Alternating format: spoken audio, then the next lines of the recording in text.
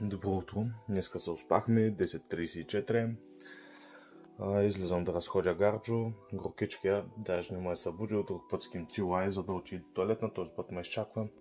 Реших да съм с бяла тениска, ударих се във вратата, като отидох към банята и пусна нещо черно от вратата, от гумата, съответно рамото ме... Да, изцапаме рамото и в момента ще съм с тениска, която по принцип ще да ползвам за спане. Ще използвам да се разходя, докато не ми изсъхнат дрехите, които са поставени навън, за да мога да ги облека. Да, взел съм си предостатъчно дрехи по принцип, но не очаквах, че е толкова жега, че ще трябва да се преобличам 100 000 път на ден и така нататък. Отново на нашето място. Еко пътечките, много доволно. Кротко, тихо и се чуват единствено вълните. Не знам дали ще се улови този момент. Да, и тук ще идва някаква кола отдолу, която разваля цялото спокойствие. By the way, чувствам се като някакъв кошар с тази тениска, защото ме е доста голяма вече. Тука май захапал комар. Тука отново имам бобче от комар. Докато съм спал, бесен съм. Опитах се да стисна, защото съм исках, че кожна пъпка не е. Освен да стане рана, друго няма какво да стане. Тук има хотелче, което е доста добре изглеждащо на пръв поглед. Ходих долу да запитам в другия хотел цените, понеже един познат ще остава за 2 вечери, за да можем да се видим. Цените са, не бих казал добре, за хотел, който не е чак толкова поддържан, освен пак външно. Вътрешно не знам кое е положението, но външно е леко трагедия.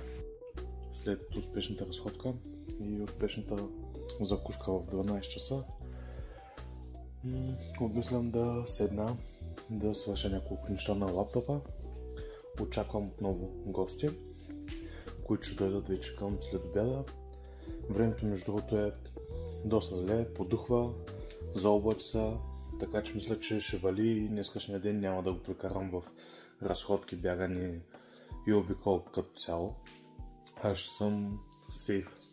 Ще седя вкъщи. Да, по-рано се изразих, че цял ден седя вкъщи. Моя грешка, аз съм на бунгала, така че да. Иначе от комшиите съм супер доволен, супер коректни и готини хора. Даже ни дадаха 3 пакета палчо за гари. Така че малкият ще има какво да консумира, освен пилешките дропчета, които е станало от 3 дена. Така, часът е 1:20, с Гарджо обмислям да легнем, да гледам някакво филмче и евентуално може би да поспим, за да сме по-активни след обяда. Така че, до после. Намирам се в Аспаруху, след като получах при малко друго била и на пазар някакви гости за утре евентуално да има, макар че не мисля, че някой са найде с тях. Директно след това отидох и взех една фамилна пица за вечерта. Вечерта ще имам гостини. Смока ще остава при мене и му казах, че взимам една фамилна пица комбинирана квадро формаджи. От половината и другата половинка шунка и кашкавал. И се надявам да дойде на време за игри на волята, защото не ми са гледа от средата към края. След като минах и си взех пицата за вечерта, си взех и донат от Булмага, не, Била, с шоколад, пълния шоколад. Става, за тези пари толкова. Ами, важният ми гостинен ще идва в 5 или 6 часа.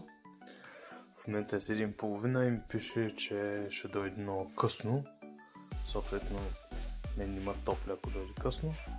Понеже идеята беше да гледаме игри на волята заедно, да вечеряме и евентуално да направим някаква разходка, да гари какво стана. Да. Но, уви, няма да е. Излизам за среднощна разходка, да разходим малко. Вечерта е почти към края ми, наядени сме, напоени сме. Времето е студеничко, заради сме навлечени, тъй че да го разходиме, да доглеждаме и да спим. След което ми пише, че няма да дойде, понеже го карам да си хване автобусите и просто да провери кой автобус идва от Варна до до Ракитника, но няма това желание най-вероятно. Добър ден, ден 4, 5 днес. Пускам за гледам ергена от вчера, ще направим едно капенце и ще пием едно хелче. Добре, от песа трябва да ми идва от Space, още пускам пауза, пък не ще съм паузата, както и да. Така, вчера имам гостин, който очевидно не дойде. Бъде причина, че беше на фитнес, не успя да схване автобуса, после искаше да схваща в 9, казвам, че няма смисъл, защото сега да гледаме на волта, няма да се разхождам по улиците, за да ходя по така. Съответно, днес трябваше да хване в 9 сутринта автобус, при който ми звънна, събудима да стана, да мина рутинка на туалетни бани едно друго.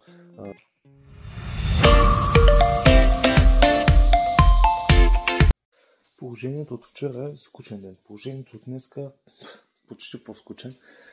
Това е, че времето вече се оправи, мога да изляза, да разходя гари, нямам ядове. Искам да ви разкажа една история от предния клип с изчезналия чорап. Да, изчезналия чорап така и не се намери. Така. Сложих всичко в един легенд да го изпера. Вътре бяха чорапчите по двойки, всичко, нали, защото аз ги събирам на топка, когато ги хвърлям за паре, и после преди да се изпера нещата, просто си ги отделям. Така, отделих с чорапите, всичко беше точно, видях, че всички са заедно, дрехи, чорапи, всичко нямаше никакви ядове. При което след изперането на чорапите, всичко тръгнах да изцеждам, за да мога да си ги поставя вън на верандата. Какво се случва? Изцеждам си нещата и забелязвам, че единият чорап мистериозно беше изчезнал. Заради това аз в момента ще се прибера с един чорап по-малко. Не, чорапа не беше паднал навънка на верандата, понеже не писаха налично няколко човека. Какво се случва чорапа? Всички са очаквали нещо вау. Не. Чорапа просто изчезна. Няма го никъде. Не мога да го намеря. Търся го из цялото бунгало, мисля, че Гари го е взел, го е скатал някъде. Не, няма го абсолютно никъде. Потъна в дън земя. Единствената лойка, която намирам, е това, което ми каза майка ми. Знаете ли какво е то? Че когато съм си сипал водата с легена вътре в тоалетната, най-вероятно съм ми сипал и чорапа вътре, и докато не съм видял, съм пуснал водата и е заминал. При което и казах, че аз вода не съм натискал да тръгва в казанчето, от казанчето, нали, да се излива. Съответно излях само от легена водата и щях да забележа скапания чорапа, който беше паднал вътре. Не, най-вероятно нямаше да го извадя, но щях да видя, че е вътре. Но не видях чорапа да е вътре, съответно минус един чорап. Байдале, пица вчера ще съберем си покуците и учим да ги изхвърлим, защото утре трябва да напусна бунгалото, съответно трябва да съм изчистил абсолютно навсякъде. Макар че няма какво да чистя, освен пода, смисъл. Аз си поддържам сравнително чисто, нали, колкото мога повече. Не защото трябва, а защото така съм свикнал да ми е чисто. И съответно нямам никакви прецени. Отново слизам долу към плажа с Гарджо на разходче. По стръмните стъпалца, където са бебет. Да, буквално кракът ми е колкото едно стъпало. Даже кракът ми е по-голям от едно стъпало. И така, гар. Има хора, се притеснява.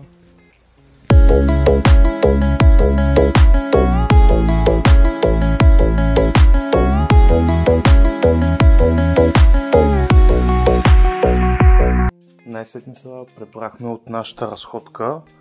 Часът е 3 без 15, излязахме някъде към 11 часа. 11-10, нещо такова. Поразходихме се долу из плажа и отидахме на някакво заведение с лилем да хапнем за обяд. Храната беше потресаващо зле, даже се наложи да върнем част от храната, за да я приготвят отново, понеже бяха сурови нещата. Но пък имам уловен доста добри кадри, бих казал.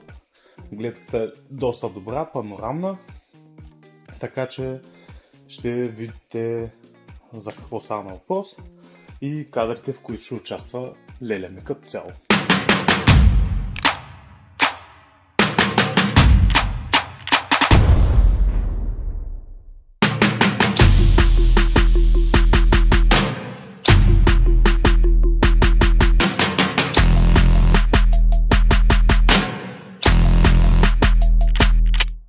Тъй като ми се дояде нещо сладко, пък не ще се тъпча с някакви излишни глупости, реших, че ще комбинирам кисело мляко с протеинчи и с малко гранула, с тези мюслитата. Това ще ми бъде десерта. Не разполагам с много неща, няма магазин наблизо, тъй че това е най-добрият алтернативен вариант, който носите за сладко хапване.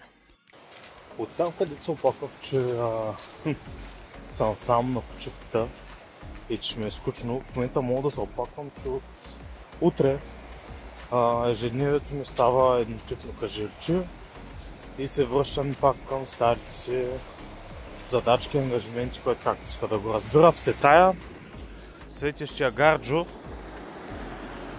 дойдохме на плажчето да може да му се наслади като за последно, понеже за тази година повече на плаж най-вероятно няма да стъпя, понеже всеки знае, есенно време става студено, колкото да е, не е окей да окъпя постоянно, макар че на всяка седмица се къпим. По-точно къпя него, аз се къпя постоянно. Това е, че всяка седмица трябва да окъпя. Но ако трябва да идвам на плажове и се цапа постоянно, това означава, че трябва да окъпя всеки ден. Така че отбягваме кални места, пясъчливи и като цяло места, където не са окей за него, както и за мен. Дай ми топката да я хвърля. Ми дай я. Айде дай я. Дай да я хвърля. Дай да я хвърля. Дай ми топката. Мяу. Оп. донеся тук. Като за последна плажа, играем с топката с Гари. Е решил, че няма да ми дава топката, но ще си я взема, защото съм нагъл. Пак и мога да си го позволя. Доминирам го, бе. И така, малко се позабавляваме. Още е, че като се прибера върна по-точно към ежедневието си, няма да снимам толкова често. Не че сега се убивам да снимам, но реших да бъда по-активен в тази сфера. Понеже е нещо, което исках да направя, няма смисъл да се изправя, понеже всеки знае, качвайки такива видеа, нали, скучни, безобразни, безинтересни, който както иска да и казва. Сме наясно, че всеки тъй някакви злоби в себе си и обича да е хейтър, типичен българин. И съм наясно, че мога да понеса много хейт, нямам проблем с това. Психиката си ми е доста здрава. И няма каса какво мисля. Нали? Аз си правя нещо, което на мен не е кеф, качвам се, защото не е кеф. Оттам нататък какво ще се случва, как се реализира, какво дой сол. Ако вълната знае, че се разби в началото на плажа, няма да е вълна и няма да се разби. Тъй, да. Така че, драги ми зрители, ако мога така да се изразя, подарявам ви морето заедно с облачета, които има и чистия залез. И това е. Това, че няма да имам особено време да снимам някакви неща, не означава, че ще спря. Понеже трябва да се ръчам в фитнеса, имам още ангажименти, които се вършам, обучавам се и така нататък. И съответно, това, че няма да имам конкретно особено време за тази дейност, не означава, че няма да я върша и че правилно един път или два пъти седмично няма да качвам клипове в каналчето си. С Гарджо сме си в бунгалото, изчистил съм всички повърхности, събрал съм си багажа. Само на мен ли ми се случва, когато тръгна на някъде всичко да ми се събира в багажа и когато се връщам, за навръщане багажа ми да ни се събира и се наложи да взимам турби, за да мога да си допълня багажа. Не знайно как, не се събира наистина багажа и имам 2 турби бонус с дрехи и неща, което не знайно как. Всичко ми е както тръгнах, но не се събира. И си гледам игри на волята, чакам да свършат, пускам си ергена и си лягам да спа. Утре в 8 часа трябва да стана да доизчистя подовите като цяло и 9:30 трябва да освободя бунгалото. Но понеже ми хареса бунгалото и в момента разбрах, че има варианта да се наеми извън сезона, най-вероятно скоро време ще се наложи да го наема, понеже е супер ефтино и е много добре. Наистина е много добре. Така че довиждане от нас.